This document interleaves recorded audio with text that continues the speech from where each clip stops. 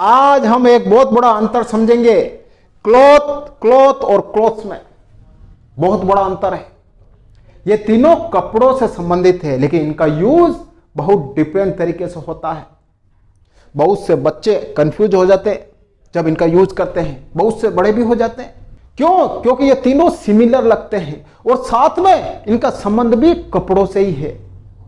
तो यूज करते हुए थोड़ी सावधानी रखना इनको, वरना अर्थ का अनर्थ भी हो सकता है। इन तीनों में अंतर क्या है आज हम जानेंगे। देखिए, क्लॉथ और क्लॉथ क्या अंतर है।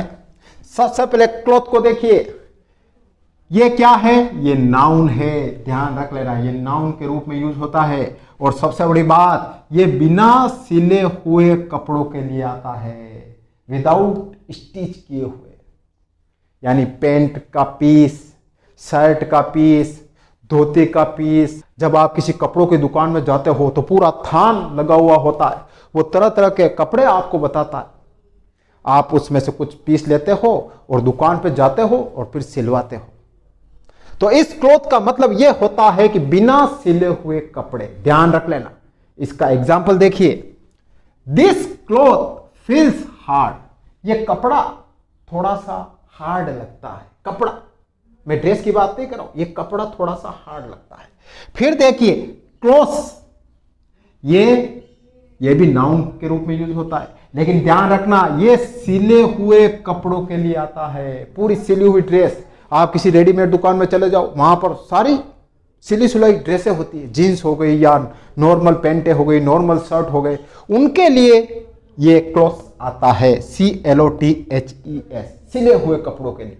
इसका एग्जाम्पल देखिए, चेंज यूर क्लॉथ, अपने कपड़े बदल लो।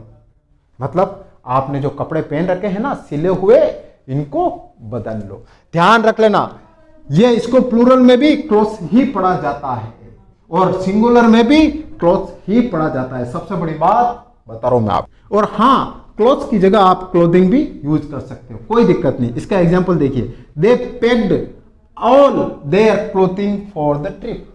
उन्होंने अपने ट्रिप के लिए सारे कपड़े पैक कर लिए, सिले हुए कपड़े ही पैक किए हैं। तो बस यही होता है। फिर देखिए क्लॉथ, CLOTHE, ये क्या होती है? ये वर्ब होती है, क्रिया होती है, एक्शन होता है। इसका अर्थ क्या होता है? कपड़े पहनाना या कवर। कपड़े पहना, किसी को कपड़े पहनाना या फिर किसी चीज को कवर करना, ये इसका अर्थ होता है।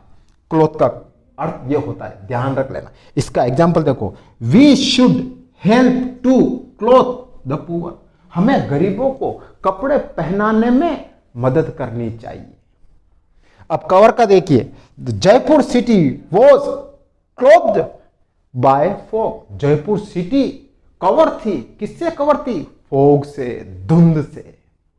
तो ध्यान रख लेना, इन तीनों का अंतर देख लेना। बहुत से बड़े बड़े लोग भी कंफ्यूज हो जाते हैं, लेकिन आज के बाद आप कंफ्यूज मत होना, इन तीनों का अंतर समझ लेना।